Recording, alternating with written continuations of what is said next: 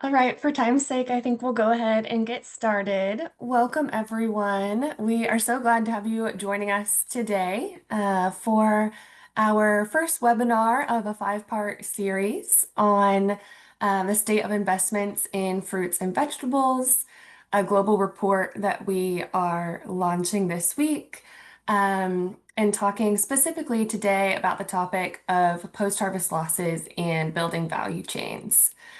We're really excited to see a lot of familiar faces in the crowd and also some new ones. Today, before we get started, just a couple of housekeeping items. Um, Please, as we go throughout today, drop any questions you might have in the chat box, and our team is happy to answer them as we go through the presentation.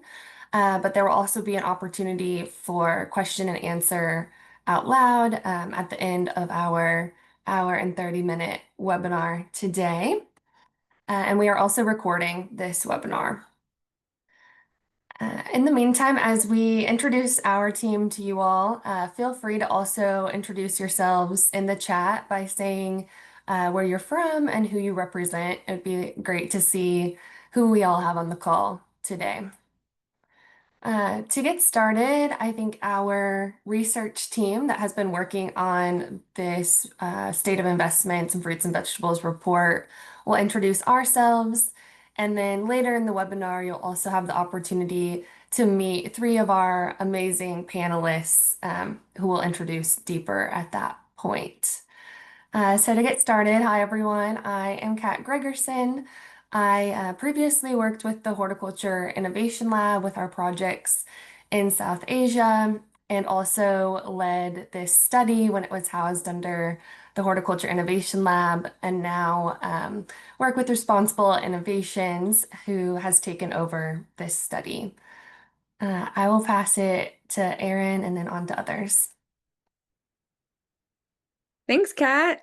Hi, I'm so happy to see many of our friendly colleagues here and hear from some new colleagues. So welcome. I am Erin McGuire. I also helped to lead this study and was the director of the Feed the Future Innovation Lab for Horticulture and now the director of Responsible Innovations. And we'll tell you a little bit about Responsible Innovations in a second. But just want to give a huge thank you to everyone on the call that contributed to the study, including the speakers you'll hear from today. Doctors, Panina, Gloria, Jane, all really assisted in this study. So just very proud of our team and proud of the study and excited to be here. I'll pass it to Archie and then Caroline, perhaps. Thanks, Erin. Hi, I'm Archie Jarman. I was the Associate Director of the Horticulture Innovation Lab.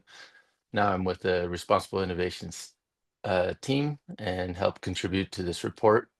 And I just want to say thank you all for joining. I'm very passionate about this topic generally, so happy to be here. And I'll pass it on to Caroline.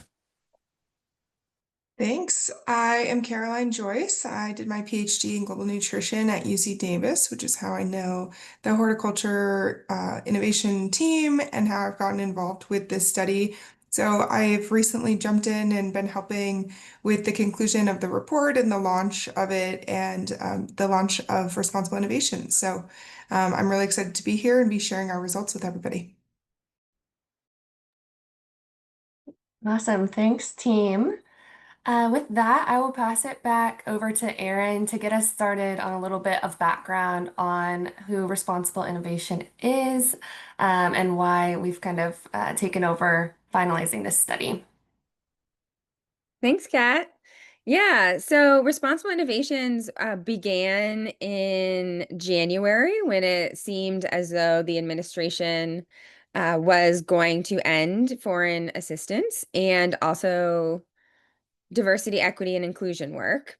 So we were able to establish Responsible Innovations with the support of the University of California, Davis.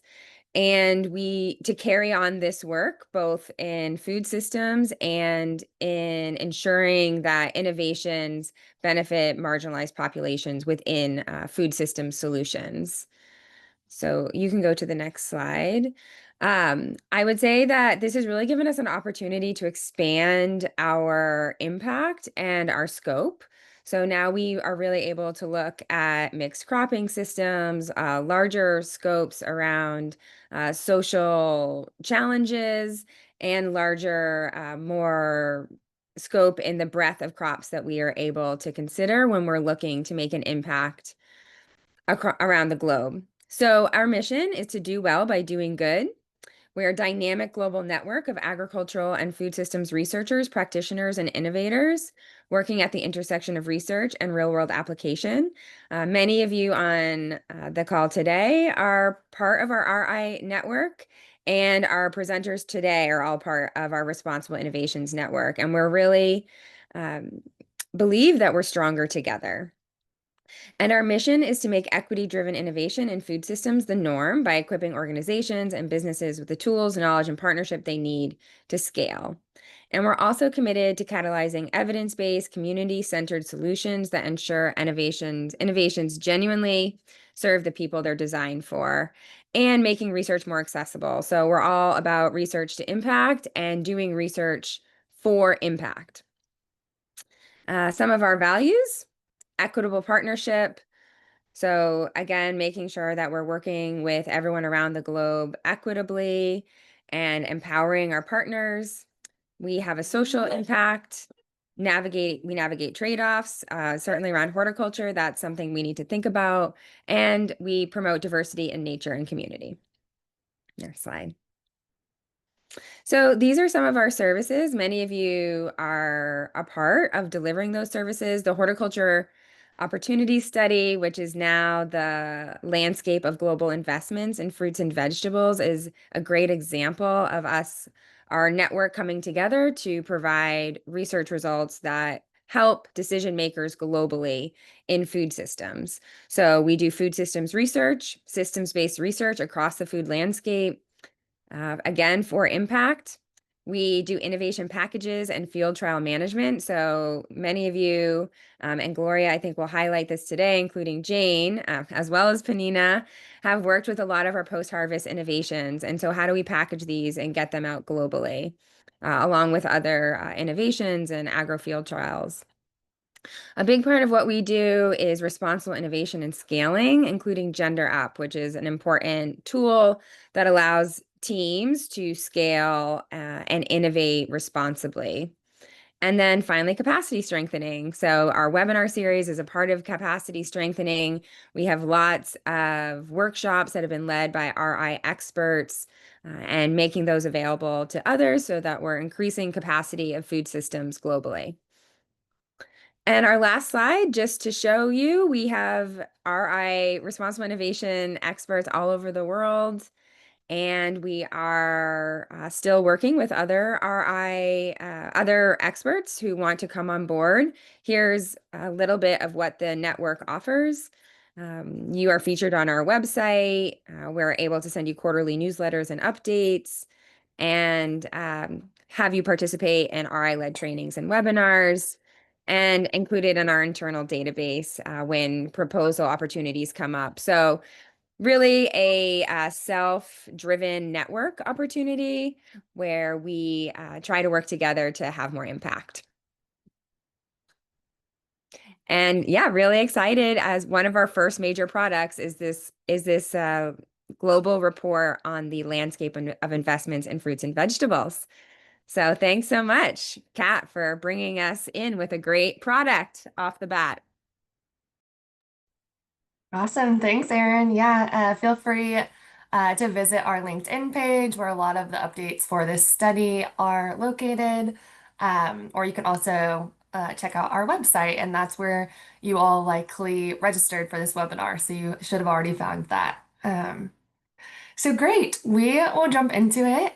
With Caroline, I'll pass it over to you. Great, thank you both. So of course, many of us on this call know the importance of fruits and vegetables, but I wanted to provide a bit of background just to set the stage for why investments in horticulture crops are so critical. Next slide, please. So in doing some background reading, we observed that about 93% of nationally national diet-based recommendations say that half your plate should be fruits and vegetables, and the fruits and vegetables and healthy diets are critical. The World Health Organization recommends that about 400 grams per day of fruits and vegetable intakes is recommended. So, as you can see here, we included some examples of different food-based dietary guidelines around the world. And they're always formatted a little bit differently, but about half your plate should be fruits and vegetables, with many countries recommending between 5 and 7 servings. Next slide, please. And we can see here from this graph that not eating enough fruits and vegetables results in many avoidable causes of morbidity and mortality, including coronary heart disease, stroke, and diabetes. And fruits and vegetables have been put forth as a strategy to combat the triple burden of overnutrition, undernutrition, inadequate energy intake, and micronutrient deficiencies. These conditions are responsible for the majority of non-communicable diseases now, including heart disease, different types of cancers, and diabetes, which together account for about 75% of deaths globally in 2019. And so while we know that ultra-processed foods are really detrimental to our health, even in the absence of those products, if you're not eating enough fruits and vegetables, that can also increase the risk of these common causes of non-communicable diseases. Next slide, please.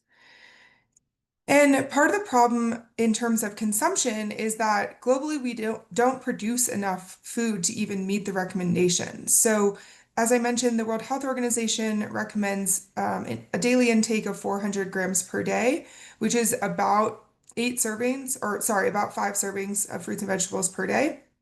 And global production is 390 grams per day. But these production numbers include roughage, so it includes not just the edible portion of the crop, but also the inedible portion, which means we're really underproducing in terms of the recommendations. And so we lag behind by at least 10 grams per person per day, but that figure is likely quite a bit higher. And we also know, based on estimates, that about 3 billion people around the world are not able to afford a healthy diet. So we not only have a production problem, but we also have an equity crisis. And the longer we wait to address these gaps, the larger that health crisis will become. Marginalized populations specifically won't have access to these important nutrients that are available in fruits and vegetables. Next slide, please. And again, just to recap, we see that the recommended intake is 400 grams and production is 390 grams. But here we can see that world consumption is about 270 grams per person per day. And this leads to, as I mentioned, increased morbidity and mortality. And the burden of these untimely deaths are falling to people that are low income, often in low income countries, but also many people that are low income in high income countries as well. So this is a huge challenge for us, and we really need to see increased investments in horticulture crops. Also, in some of our background research, we found that across different sectors, there was anywhere from 5 to 20% of investments in fruits and vegetables. So CGIAR invests about 5% in fruits and vegetables, and the US government is closer to about 15% investments in fruits and vegetables. But we also know that some of that investment is going to high-priced export markets and high-income countries. So there's very small investments in domestic consumption of fruits and vegetables. And this is why it was really important for us to conduct this study and fill the gaps in investment in horticulture crops. So with that, I will pass it back to Kat to talk about some of our findings. Great. Thanks so much, Caroline, for that background. And I know we have a lot of champions of fruits and vegetables on the call, which is great. So jumping more into then what this study looked like and how it was conducted, you can see our partners listed throughout the slides by the logos at the bottom. And on this slide here, we're really thankful to be supported by the CGIAR Better Diets and Nutrition program, ran through IFPRI, World Vegetable Center, UC Davis, and the University of Bonn in Germany. So to conduct this study, we selected 9 different study locations across the globe to collect our data and look at the results on investments in fruits and vegetables. You can see on the map here the study locations of Kenya, Tanzania, Ghana, Benin, Guatemala, Honduras, Sri Lanka, Nepal, and the Philippines. We really attempted to have a global presence and about 2 countries in each region across the globe.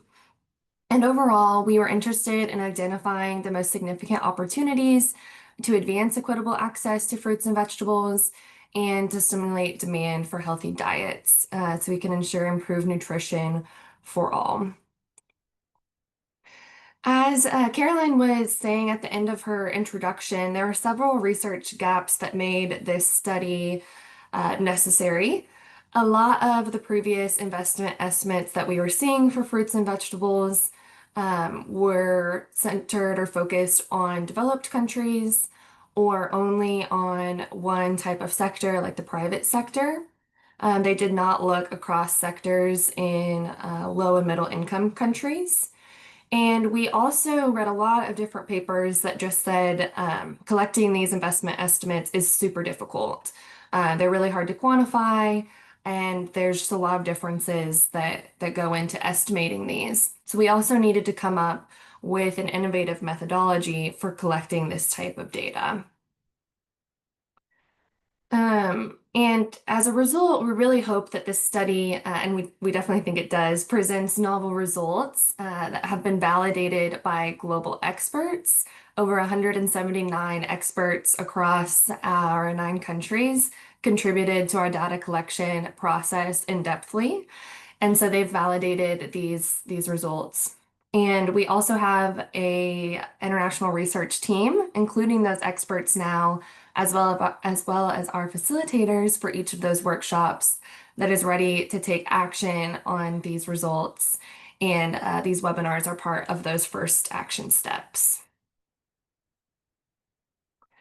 And so again, here are our precise study objectives. I won't go through all of them, but our main goal was to quantify investments in fruits and vegetables compared to other crops in each of the 9 countries.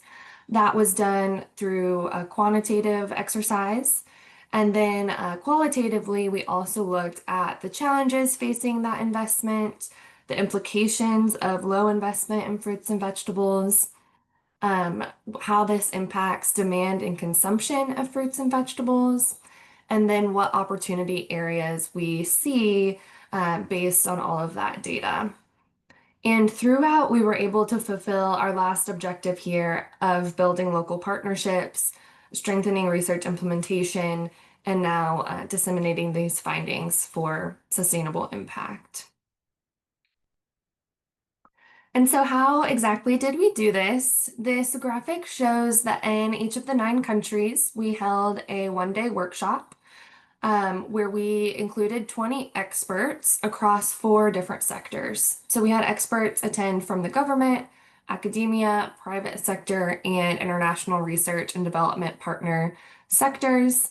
And they represented different organizations, different levels of expertise, etc. So we really had an all-encompassing group of opinions in the room. They completed a questionnaire prior to attending the workshop. And in the workshop, we discussed that questionnaire as well as went through a queue methodology, a queue sorting exercise, where we were able to gather further opinions and opportunity areas from the experts in attendance. And so, as I've mentioned, the methods of Delphi and Q methodology are really quite innovative when they're paired together. The Delphi methodology let us go through that questionnaire and then a round of discussion. And it was really useful since the initial information on data for investments in fruits and vegetables is really diverse and difficult to access. And we were able to be really participatory about that process too, allowing local researchers to have more ownership over the data. For Q methodology, you'll see the results soon. It allows us to reveal differing viewpoints between the experts, but also allows us to expose consensus. So this was a really nice way to understand what opportunities these experts see in this investment space and provide further individual reflection on those opportunities. And so, without further ado, I know you're all interested in the results. So here's just an overview of the demographics. As I said, 179 total respondents. We had varying levels in years of expertise, and we also had very different areas of expertise with social sciences and natural sciences, and even more diverse under that level as well. For our first result of how much investment is going to fruits and vegetables compared to other crops, experts really discussed this within each of their stakeholder groups, and so that's how we present it here. We see our average investment across the four stakeholder groups leveling out at about 21, 22% going towards fruits and vegetables, and the rest going to all other crops, which we do think this is a high estimate of what we've seen previously in previous research and across countries we've worked in. But there may be several reasons for that.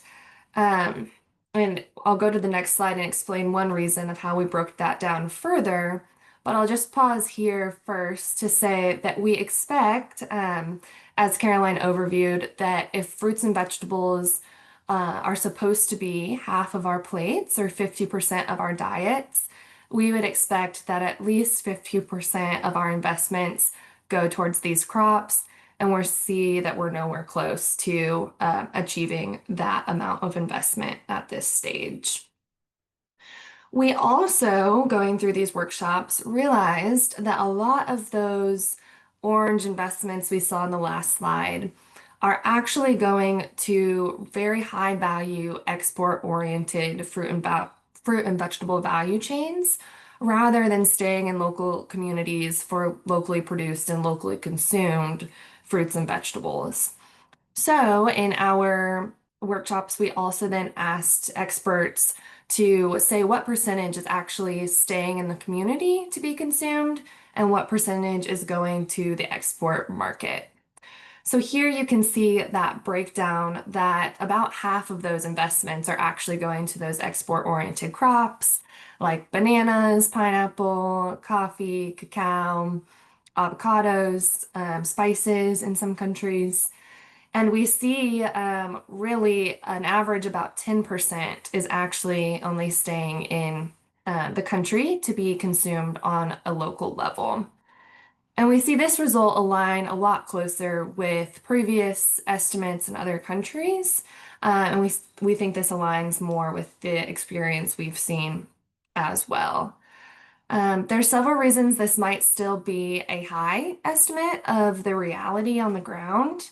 A lot of countries explained that across academia and government specifically, we might be double counting investments here as money that the government provides to academic institutions and universities might have been counted under both the government and academic investments. So just some discussion that you'll see deeper discussion around in the report that further outlines these estimates.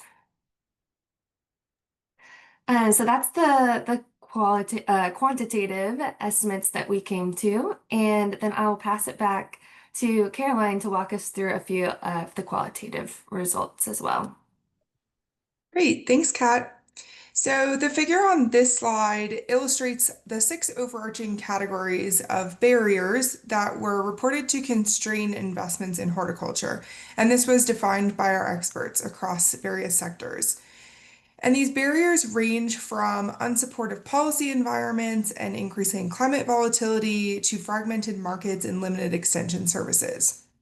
You can see the boxes at the top are the most prominent categories that came out in our interviews. and market challenges were reported to be the most significant barrier to investments.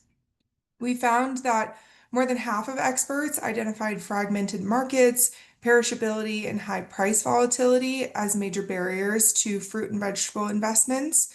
And these were seen as risky, high value commodities with limited market infrastructure, especially cold chains, and export market instability, which further disincentivized investment in horticulture value chains. Next slide, please. And as I mentioned earlier, about 3 billion people around the world can't afford a healthy diet, so perhaps it's no surprise that affordability was the most commonly cited driver of low fruit and vegetable consumption. We also saw that common reasons were lack of awareness, cultural norms, limited availability, and the nutrition transition, or the global shift to packaged and processed foods, in addition to seasonality and perishability. So we had a few other responses that came out, but these were the most common drivers of low consumption. Next slide, please. And then these two graphs here illustrate what experts reported as their perception of groups with less access and awareness to fruits and vegetables.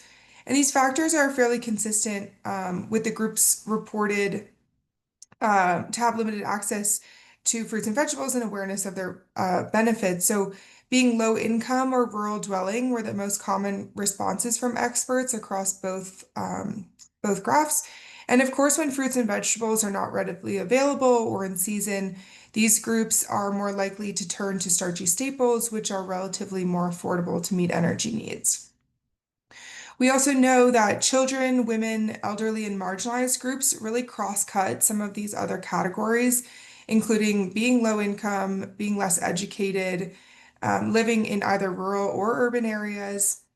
But it's clear from our experts' responses that women were not always top of mind when it comes to accessing fruits and vegetables or being aware of their benefits. So this is why we really tend to focus on equity. Next slide, please. And then the last slide that I wanted to share was we asked experts what they perceived as the key consequences of these inadequate investments in fruits and vegetables. And nearly half of experts noted that health would degrade, particularly through malnutrition, heightened food insecurity, and increased dependence on ultra-processed foods. Over 40% of our experts also identified reduced productivity as a key consequence of inadequate investment and a direct contributor to limited affordability and access. Some of the other common responses included outmigration from agriculture, which I've done a lot of policy analysis, and we see that governments are really particularly concerned about youth not participating in agriculture, and also declines in general farmer participation, which together have contributed to rising fruit and vegetable prices, reduced economic growth, which may be in part due to the reduction in productivity, and an increased dependence on imports, in addition to persistent food loss and waste. So again, these were some of the most common categories that we saw, with some other interesting results that we could share outside of the webinar. So thanks, and I will pass it back over to Kat. Great. Thank you, Caroline. I will finish this out on our global level results then to just provide a brief overview of those Q sort results that I talked about earlier. Generally, our experts grouped their opinions grouped into two main groups here. We have the first group, which is thinking about capacity building along the value chain, and they think this is where the most investment should be placed. And so here we see they are interested in strengthening technical and human capacity specifically. They see a need to invest in skills, inputs, and infrastructure to improve productivity and resilience of fruits and vegetables. They think low fruit and vegetable consumption is linked to technological gaps, and they think that local seed systems are key to innovation and adaptability. So here, as we later get into our post-harvest specific topics and results, we saw a lot of experts mentioning the need to invest in post-harvest specific infrastructure. Another group that rose to be the second highest or most agreed upon opinion also was really interested in capacity building, but they thought this might be done better through research and policy. So investing more in research capacity and integrating horticulture into national and science and technology agendas, national plans, etc. And then further developing policies and data collection systems and education to ensure transformation of this sector. So we'll see a lot of focus on capacity building. And these, as we think about all of this investment and where it should be placed, we're really calling for increased production and consumption of fruits and vegetables. But we definitely wanted to acknowledge that along with that, there are many trade-offs that we need to take into account. One of those trade-offs will be discussed extensively the rest of the webinar in perishability and post-harvest losses. When we're producing fruits and vegetables, we may have higher losses, which may cause consumers to have less fresh produce and may need to consume the products faster or have refrigeration. And there's many mitigation strategies that our panelists will discuss in that category. Other just examples of trade-offs we discuss in the paper are high water and energy use, where producers may need to use increased irrigation for F&V production. Consumers might see higher prices because of this or seasonal availability, but there's many mitigation strategies we see, like adopting drought-resistant varieties, irrigation innovations, and we're able to produce on smaller plots of land with higher value fruits and vegetables. Final trade-off would be labor and knowledge intensity. We know that sometimes fruit and vegetable production requires increased or more skilled labor and understanding of these crops, which again may lead to higher prices. But aligning with our capacity building call in the last slide, we see many ways to mitigate this trade-off through expanded farmer training, extension services, etc. And so lastly, as a main result, a large finding from this study are these 5 priority investment areas identified by our experts. And this is why you all are here. You're here for that first identified investment area of post-harvest losses and building value chains. And then there's 4 more, which we'll be conducting other webinars on. But those 4 focus on enhanced extension through capacity building and digital innovation, elevating nutrition and consumer demand for fruits and vegetables, strengthening seed systems and research infrastructure, and then enabling market access for women through improved policies. So come back for our future webinars if you're interested in any of those topics. But from here, I'll hand it over to Archie to tell us more specifically about our post-harvest results. Thanks, Kat. Okay, next slide, please. So our post-harvest results were really interesting. For them to have been made one of the top 5 categories means that there's globally a lot of concern about the lack of investment in R&D in post-harvest management. But there were some countries that had some much higher levels of response rates. One that comes to mind is Kenya, where it was a higher concern of the experts there. Within the area of post-harvest losses, the context is fairly interesting, as everybody here knows, that hits many sectors. But one of the, or 2 of the main sectors that came up in the study are market challenges and also challenges within infrastructure.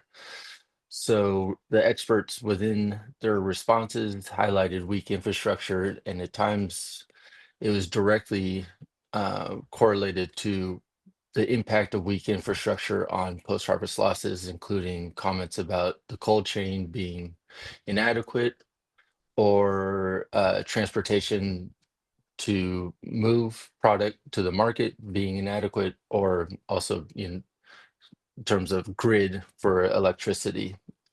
And within these kind of infrastructure categories, this is a high driver of post-harvest losses, and also led to the consequence of access for stable buyers, and also in terms of potential increases in other investments. It restricted the investment level from outside sources to increase the capacity of the horticulture sector. The other component that came up in 5 of the countries, in Kenya, Tanzania, Nepal, Sri Lanka, and Benin, was that the generally underinvestment in the value chains was contributing dramatically to persistent food loss. And along with that is a component where if agricultural extension components such as capacity strengthening programs were also underfunded, which led to farmers not being aware of different innovations that can reduce post-harvest losses. Next slide, please.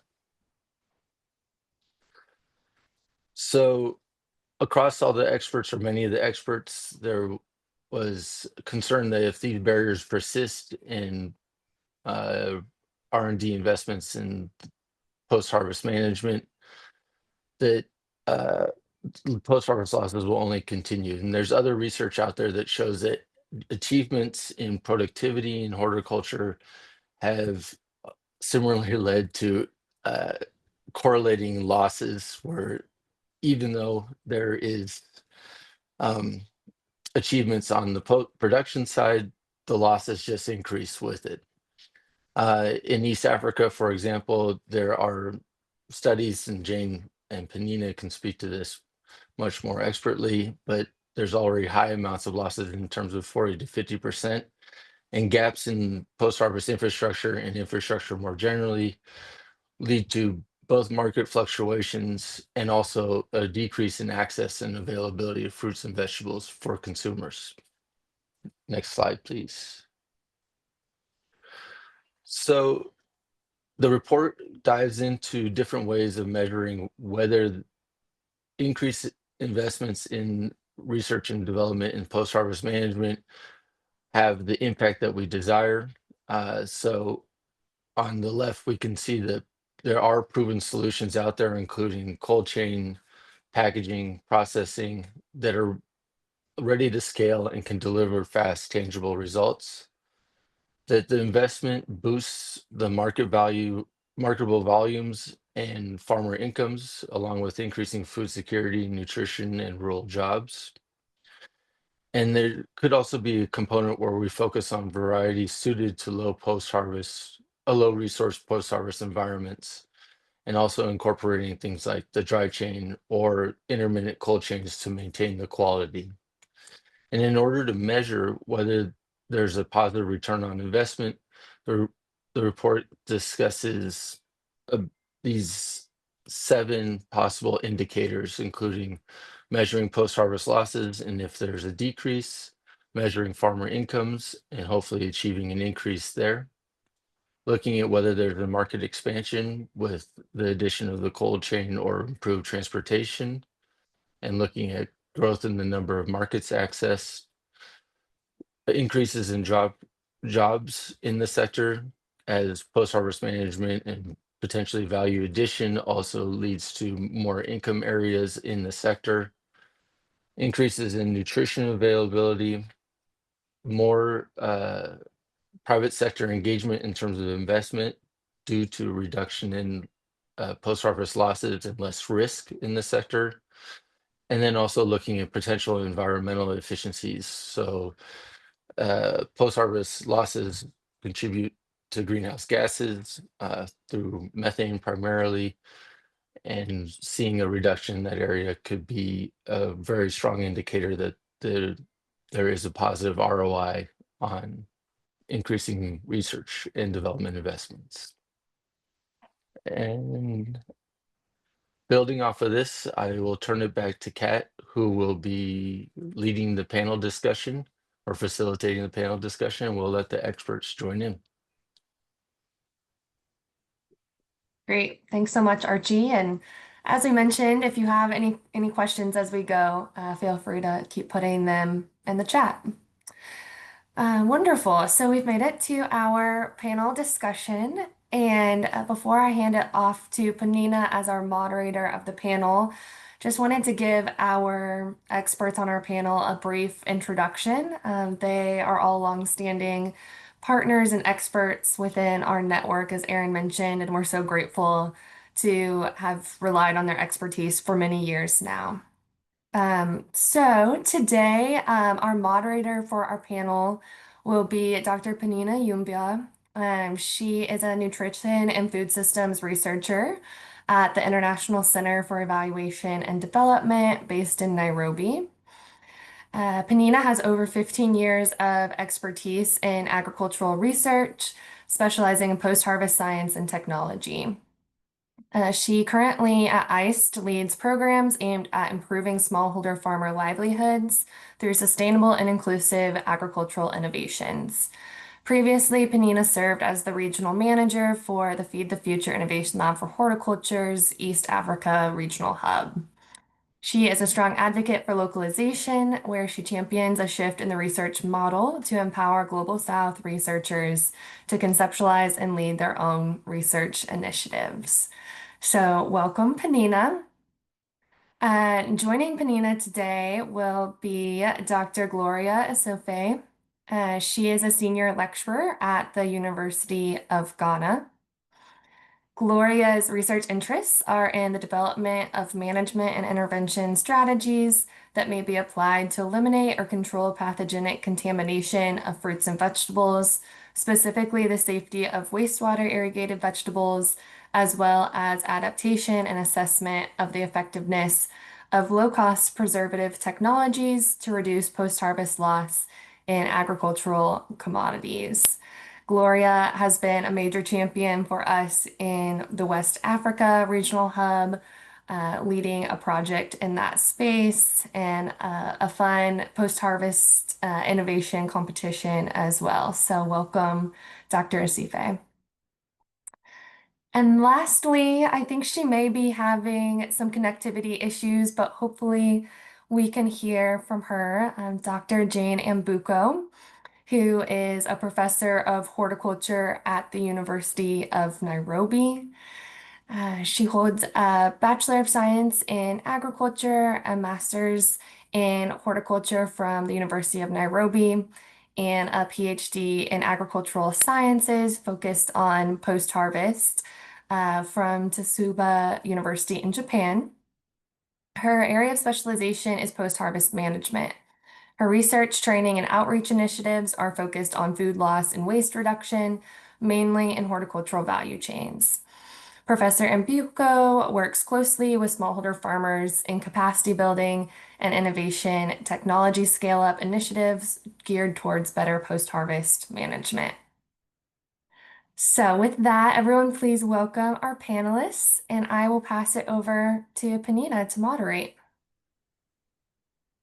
Great. Thank you so much, Katheryn, and welcome all again for this wonderful webinar. Specifically, we are going to delve further on the post-harvest loss, addressing post-harvest losses and building value chains. And as you have just been introduced to, we have two great panelists, three panelists, myself included. We have Professor Jane Ambuko, and we have Dr. Gloria coming from University of Ghana. So we'll be discussing further. I think Archie has done justice on the topic, just highlighting what is happening, what was the perception of the experts around post-harvest losses and why it matters. And it's not a surprise that experts rated investments in horticulture, or rather addressing post-harvest losses and also building value chains, as one of the key top areas where they felt a lot of efforts need to be directed towards research and development investment. And therefore, you find that there's a lot of losses which is happening despite production, a lot of efforts in production. Rather, once whatever has been produced is not well conserved, then you find that a lot is going to waste. And that brings a lot of issues when we are trying to achieve nutritious diet, when you are looking at empowering our smallholder producers specifically, and also when we are fighting the issues of climate change. So there is no doubt this is a very, very critical topic we are handling in. And the panelists are very passionate about this, and they have done extensive work around post-harvest innovations, or rather innovations to address post-harvest losses. So we'll be hearing on that. And just before we go deeper into the topic, probably I'll start by getting to hear briefly the perspective of the panelists on what are their reflections on the overall study results. I know all the panelists and most of you in this call have been part of this study, and we really appreciate your efforts. So I'll be getting to hear their opinion also on what are their reflections on the results which have just been presented by the Responsible Innovations team. And before I let my panelists come in, probably I can share my own perception of the results. And one of the things actually which really was very striking, and I think Katheryn, when you were presenting that, you emphasize is that despite the critical importance of fruits and vegetables, presentations, and we all know that we are advocating for 50% of our plates to be fruits and vegetables. And when I was looking at the results which are being presented, I was shocked to see that we have less than 30% of investments in research and development which are directed towards fruits and vegetables. And even to make it more interesting, I saw that more than 50% of that investment in fruits and vegetables is actually directed towards more developed value chain, whereby most of those crops are mostly targeted for exports. And therefore, you find that whatever is directed towards research and development for the local consumption is very, very, very low. And that's where you find that we really need to shift and address some of those gaps. But probably I will also hand over to my panelists to briefly, maybe in not more than 2 minutes, just to share their reflections on the results before we get into details on the post-harvest innovations. And probably I can start with you, Gloria. Okay, thank you so much, Benina. It was an interesting, sorry, I have a cold, so I sound a bit, but it was an interesting report, listening to everything in there. And I realized that it's not much different from Ghana and all the other countries that were studied. And I did realize, of course, that the investment in fruits and vegetables is relatively low compared to the staple crops. And then, of course, there's also the post-harvest losses. Now, that's an issue that I keep fighting with I'm in the Department of Crop Science, and I keep fighting with my colleagues that we spend so much time producing and very little investment in the post-harvest. So we produce a lot and then we lose a lot as well. And so I am hoping that after we have found everything here, we would be able to invest a lot more in the post-harvest aspect so that we don't have to spend so much time producing. I think there's an FAO reports that shows that, if we're able to save just even a quarter, we'll be able to feed a whole lot of people. So I think that, yeah, the results are just what we see in Ghana. It's not surprising, but the good news is that it looks like there's a need and a global look into investing in these fruits and vegetables, especially in post-harvest. So I think that there's hope, and we are moving in the right direction. Thank you. Okay, great. And thank you for validating that exactly the same with what is happening in Ghana. I don't know that Jen, you're in a position to hear us, and if you can, please, you can come in. Yeah, I'm so sorry. This is the day when you really need the internet, is the day it just goes haywire. So allow me, if I drop while I'm talking, you just know I've been running around trying to get a hotspot from a local person, because I'm not in Kenya, I'm in another country, and so I have little control over the internet. But just to add to what you said, I mean, the fact that there's little investment in horticulture is something that we try to raise, and let the powers that be know that, first of all, there's the horticulture, then there's the post-harvest. Yeah.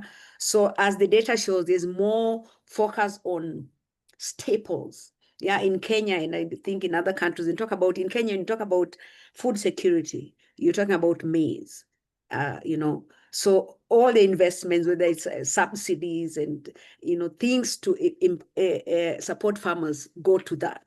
But you never hear of support for horticultural farmers. And surprisingly, we also, when you talk about the statistics of Kenya, we talk about horticulture supporting this percent of the population directly or indirectly. Yeah. And then talk about 80% or more of farmers or production of horticulture coming from smallholder, but there's very little support to them.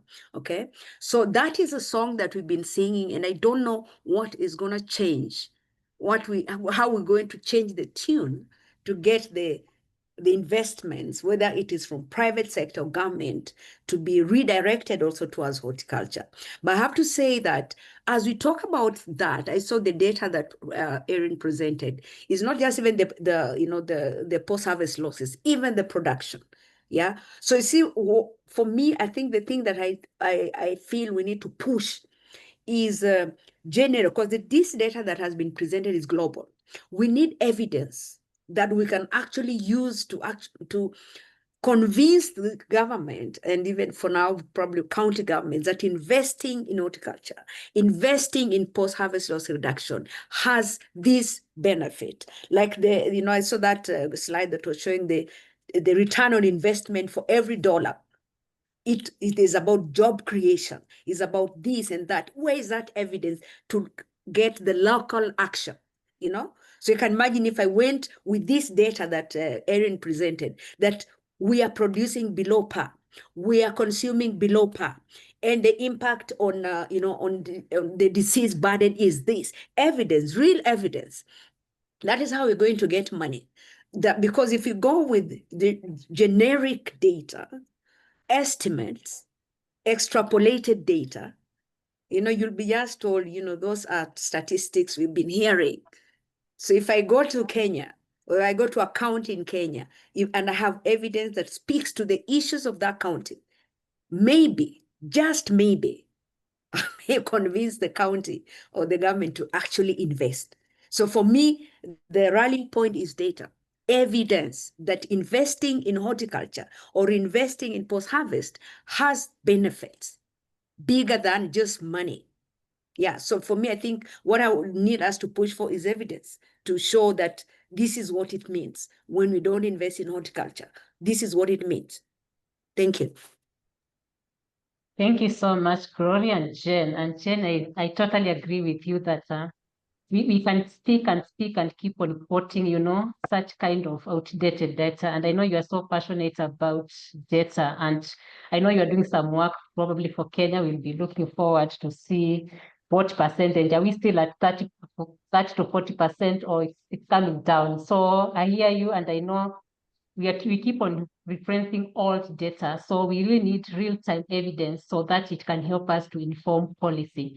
And also that is something we are also pushing at the International Center for Evaluation and Development, whereby we can have the evidence and we package it in a way that when we present to the relevant authorities, then it can help and push inform policies. And I'm happy that the panelists, the attendants of these webinars are also giving their suggestions on the chat. So keep them coming, and the Responsible Innovations Lab will also keep on tracking that.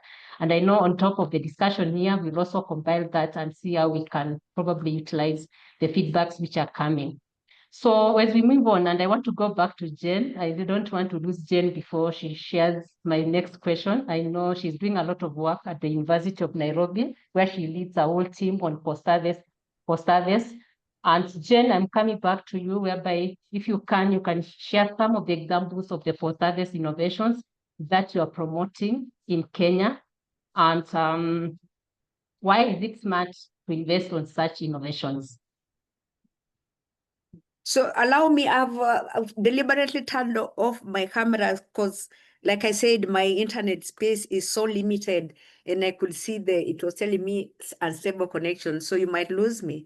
But yeah, so like I said, we have been promoting innovations, but I'm also sorry to say that we have been shooting blindly because unless I go back to what I said, the evidence, why do I need? So we've been pushing cold storage, but who told me that cold storage is what is needed to reduce losses at what level? So yes, we have been in this space.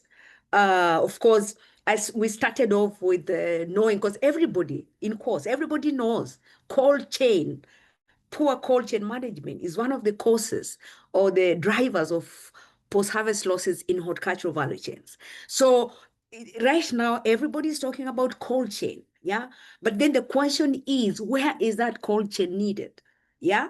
So we have we've implemented quite a number of projects where we looked at the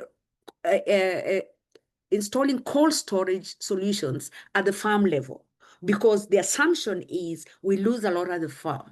So cold storage, we tried, first of all, my first technology that I started piloting in Kenya came from UC Davis, the Coolpot. So we introduced these to farmers. Then we realized that, okay, the cold storage requires, the Coolpot requires electricity, which is a challenge in most rural areas where our horticultural farmers are. So we went back and started to develop off-the-grid solutions for cold storage. So we've also developed quite a number, like you said, our team, I have a team that I work with that has engineers. They helped us to modify the old technologies like the zero energy cool chamber, modified into something more advanced a little bit. Yeah. So we are promoting that. Yeah. But like I said, even as we do, because again, most of the promotion or advancing of this technology that we're doing is supported by development partners, not government, not the people who, I mean, the private sector is a project, and the project is in this area. And so we take innovation there. What I realize is while cold storage is important, there are other things that come to play for that cold storage to have the impact that we want it to have. So like when you introduce cold storage to a group of farmers, so first thing, we want farmers to be organized in groups. We introduce cold storage to them, whether it's off the grid, like the evaporative cooling technologies that we have piloted and championed and promoted, or it's on the grid, or solar, on the grid like Coolpot, or solar powered. Now there are also those innovations. The question is, when farmers are organized in those kinds of groups, you help them, they aggregate their produce. The weak point in even adoption and appreciating the value of those technologies, market. Yeah. So market is a challenge. Farmers can aggregate, which is a good thing. Give them cold storage, it's a good thing. But then if there are no off-takers that will pay for the aggregated produce, then it becomes a challenge. And that is the challenge we ran into. So what we've tried to do to address that challenge is now linked to market. And so we are working around a model where you have the farmers aggregate at the farm level, organize, train them on best practices for, to minimize, to just preserve quality, and then linking them to the market, right? So we've come up with innovation that can actually help to move. Remember, one of the critical loss points in the horticultural value chain, especially for informal markets, is the way food is moved from the farm. Even if you aggregate and have cold storage at the farm, and then you break the cold chain during transport, and then you reconnect on the cold storage at the market, it is a zero-sum game. So what you're trying to do currently, first of all, we want farmers to help to aggregate cold storage at the farm after they have been trained how to produce properly. Then have innovative ways to minimize, to maintain cold chain in transit. So we've come up with an innovation that can actually help to transport from the farm on small scale, because here we're talking about smallholder who are the majority. Then we bring it to, now we're promoting the concept of urban market aggregation, so that then you have cold chain at the farm, cold chain, cold storage or cold chain simulation in transit, and then at the marketplace, so that then you do end-to-end cold chain, because that is what we found as a weak point in the system. You aggregate in cold storage at the farm, and then you have cold storage at the market. Then in between is where the drama happens, and the food gets the other side when already half of the produce is cooking. If they're veggies, they're yellow and everything, so you're already wasted. So we're trying to promote that end to end. Of course, it's something that really needs support for it to go, but we're doing it, showing how you need to connect the two. So that is, so cold storage is critical, and we've been trying to promote that. But of course, together with cold storage, we also are trying to promote small scale processing. Yeah, again, some innovative technologies for small scale processing, for groups that are, farmers who are organizing groups. We've been trying to promote the various kinds of drying technologies, the tunnel dryer, which is a German innovation, but also we've been in contact with the chimney dryer, which is innovation from UC Davis. So we as, of course, we don't own this, but we promote them and tell the story of how they work, how they can help the farmers to dry their produce, and because drying is something that again, people dry, but if you don't dry properly, you are not helping the situation. Because if you dry and you get a product that nobody's going to buy, then you haven't solved the problem. You have only made what I call expensive waste, because you spend resources to make a product that nobody's going to buy. So there's the technologies for drying, but also complementary technologies like, I know there's also from UC Davis, the dry card. When you dry, how do you know it is dried properly, safe for storage, for long-term storage? So we've also been, trying to promote, simple, because the dry card is a very simple technology that we've tried to actually train people how to use it. Those who are drying, how you can use it to ensure that your product is properly dried for long-term storage. So we've also been promoting that as a, as a package to go with the drying technologies. Yeah. So those are cold chain, cold storage options, and value addition.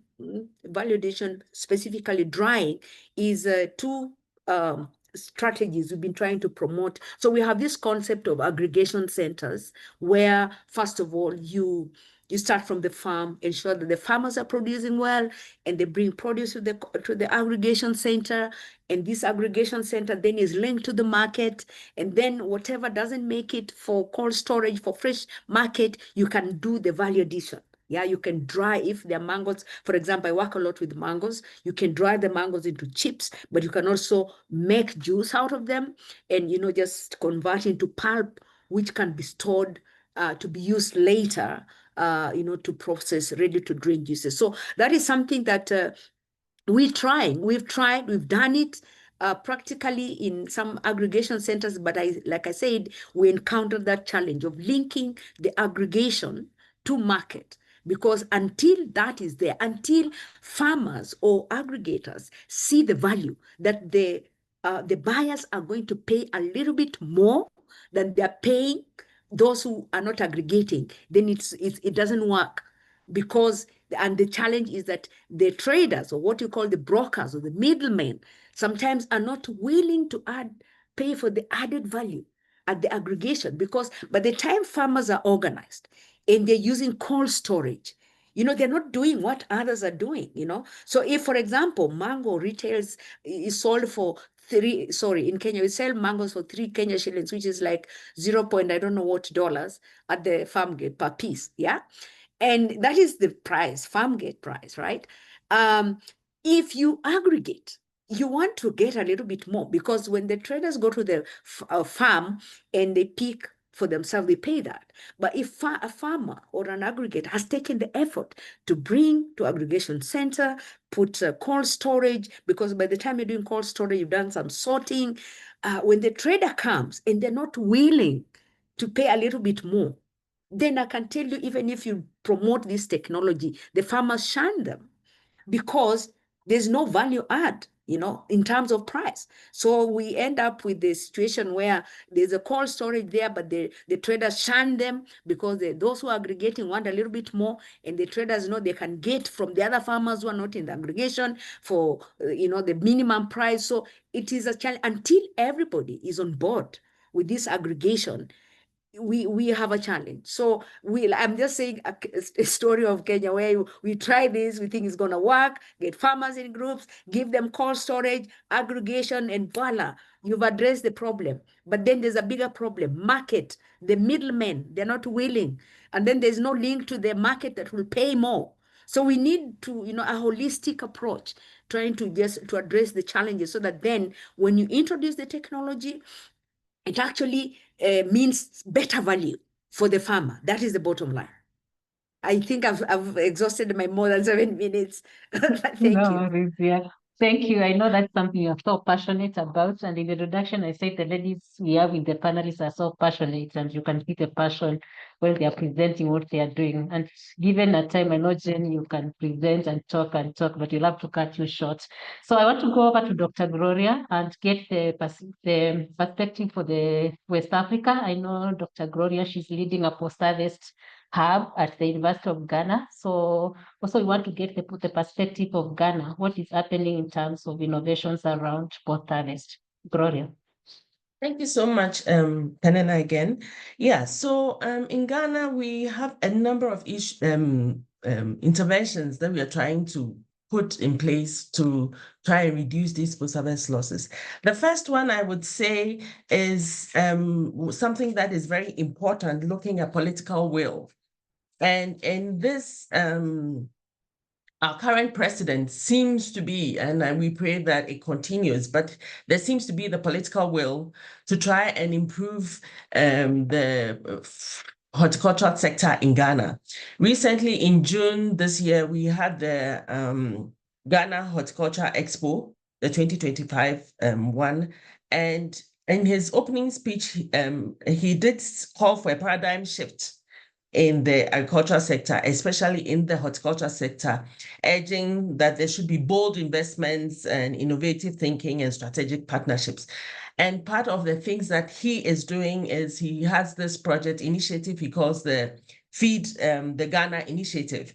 And in this initiative, he's actually trying to have what he calls the smart agriculture and farmer, farmer, just a second. I can't even remember what it is. Farmer support centers. And so these are places where they are going to be training farmers on post-harvest management of these horticultural produce, as well as even the production of it, which for me, I think is very commendable. He's also trying to set up agribusiness youth clinics to support young entrepreneurs into trying to find innovations in reducing post-harvest losses. So for me, I think for the first part, we have to commend our president for his political will trying to get these post-harvest losses, reduce the post-harvest losses. Now, when we come to our end in the Post-Harvest Innovation Hub, way back in 2013, I did a study for CTA looking at post-harvest losses in cassava. And what we found was that when there was ever a processing facility situated near where the cassava is produced, there's almost the losses in post-harvest was very minimal. So that is what is driving us now. We do realize that, like Jane said, value addition and agro-processing is a big one. Now, of course, cold chain, as she also said, is very important. But the problem is that not many of the farmers or the smallholder farmers can afford it. So the next step for us is a value addition. Now, value addition, you're trying to add value, but using low-cost technologies that these farmers can actually adopt and use. So in the Post-Harvest Innovation Hub, some of the things we are doing is using drying. Now, it's amazing that even trying to dry some of our produce, farmers didn't even know, or consumers didn't know that if you dry the produce, you can actually end up getting the similar, when you reconstitute, you get similar to what the fresh is like. In our hub, we have dried some produce that even the Minister of Agriculture is making noise about, because when you reconstitute these produce, when it's in harvest, when it's in season, there's a lot of it. But when it's out of season, you can hardly buy it. It's so expensive.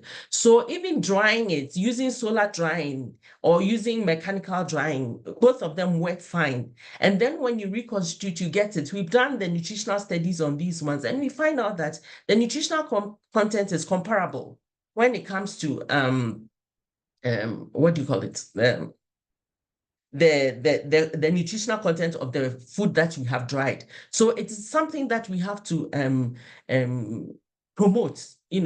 So we have been doing a lot of capacity building for some of these smallholder farmers. Actually, even today in the hub, we have some women coming in to come and learn some of the ways to be able to dry the produce. Now we are using solar dryers. We are using new and improved solar dryers. We try and use solar fans in them to make the drying faster and also uniform.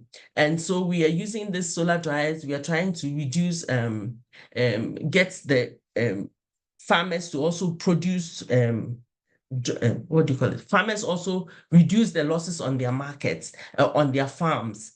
The other things we are doing is also, we did recently the Postharvest Innovation Challenge, which we focused on trying to get the young people to come up with ideas that they are passionate about but don't have funding. So through funding with the Feed the Future Innovation Lab for Horticulture, we were able to fund 7 young people with funds ranging from 4,500 to 9,000. And they've come up with very exciting things that they are actually working on. It's not one of these ones that, they come up with these innovations and then you lose them.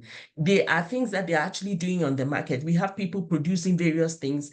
One young man who is in his company is called Pharmacy Logistics. He won $9,000. And what he is he's come up with this device similar to the cobot, which he's actually using, and it's also providing cold storage, and is solar powered as well. And he's built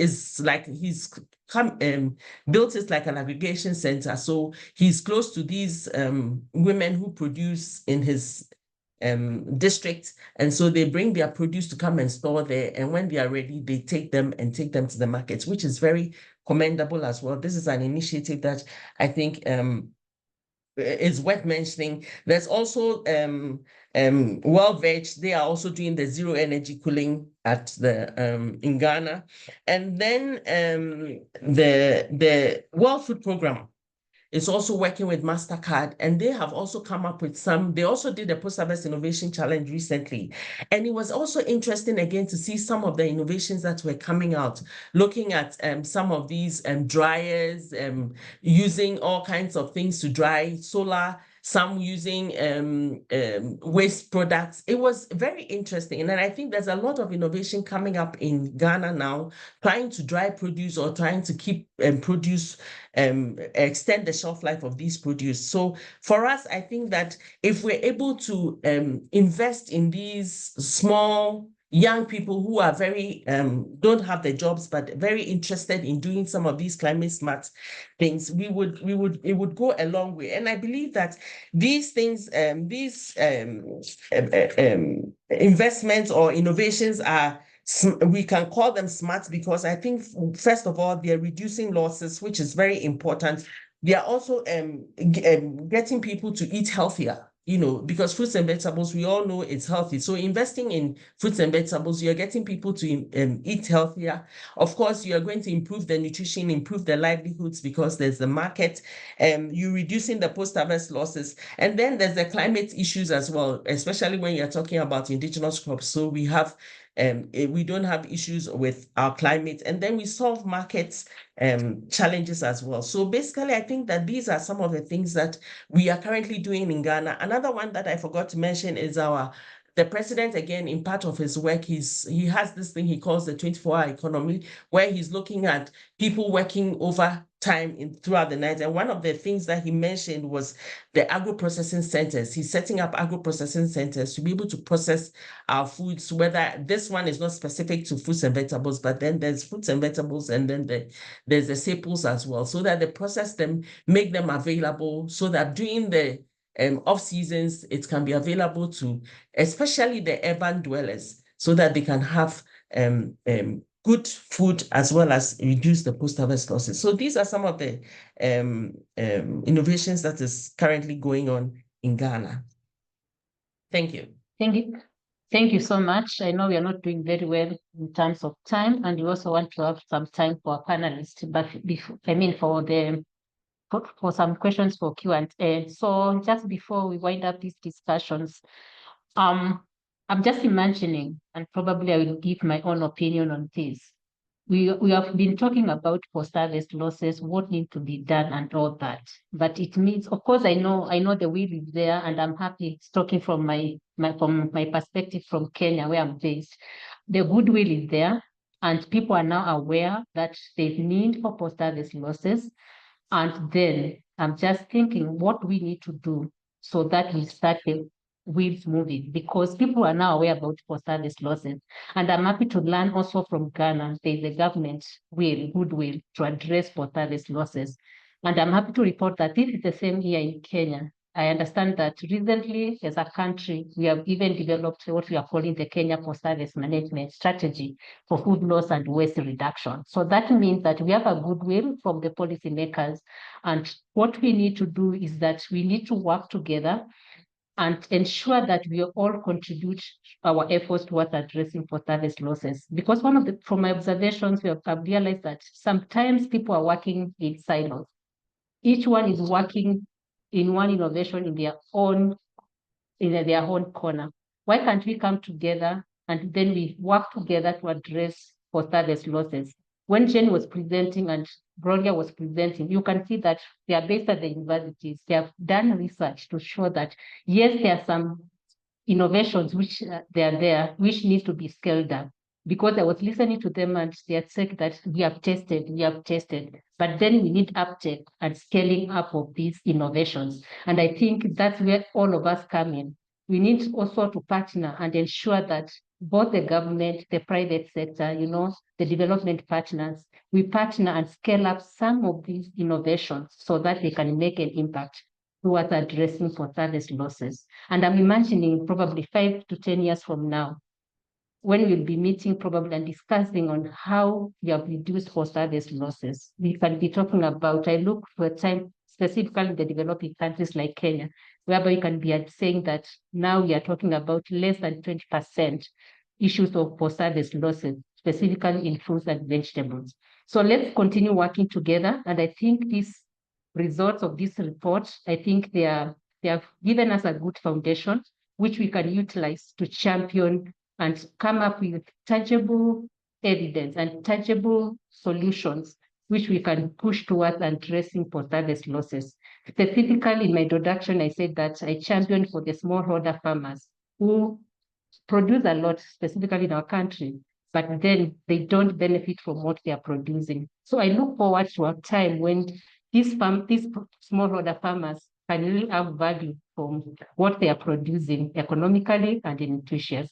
So for the interest of time, I think I want to hand it over to Katheryn so that we can probably get some questions. I know there's a lot of reactions on the chat. Probably the panelists will have some time to address too, but I know we can continue interacting beyond this webinar. So over to you, Katheryn, and thank you so much, Jen and Gloria, for the insightful contributions to today's webinar. Thank you.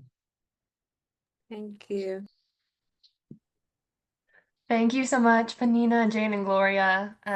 That was amazing. I love to see all the passion, as you noted, Panina, behind all of these initiatives and this work in all of your countries. So thank you so much for sharing. I think it's really exciting to see the progress and the support behind some of these initiatives, but also note what more we need to do moving forward.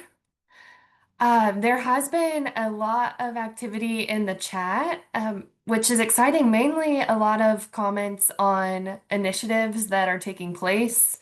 other programs and projects. So thank you all for sharing those. I do see one question in the chat to Gloria, which you may have answered. How many SMEs are supported or were supported under the previous enhancing production and consumption of AIFVs to improve diets in Ghana and Mali? I believe you covered that with your post-harvest innovation challenge, but would you like to expand on that at all, Gloria? Sure. Yes. So we put out a call and we actually got 156 applications. And so we scaled it down to 20. And the 20, we actually incubated them. So we trained them, we built it. So at least the 20 got some sort of training and got their capacity they strengthened in terms of post-harvest management and looking at marketing and all that. And then after that, they pitched their ideas, and then we chose 7 out of the 20, and we funded them with the $40,000, not in total, to come up with the ideas. And like I was saying, these ideas stem from processing and logistics, and yeah. So it was mainly processing, coming up with value-added products, and also in 2 of them, one of them installed a coolbot and the other one with a device that is similar to the coolbot as well. So we had 7 of them that we funded. We wish we were going to do more, but of course, since the stop work order, we couldn't do the one in Mali as well, but we just did it in Ghana. Thank you. Thank you. Thank you, Gloria. That's wonderful.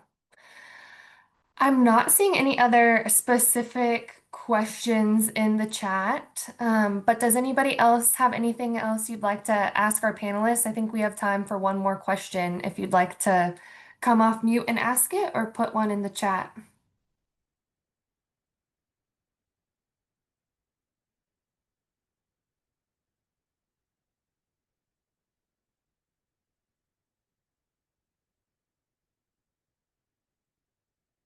All right. Not seeing any for now. So for time's sake, I think we will wrap up and we can continue this conversation offline as well.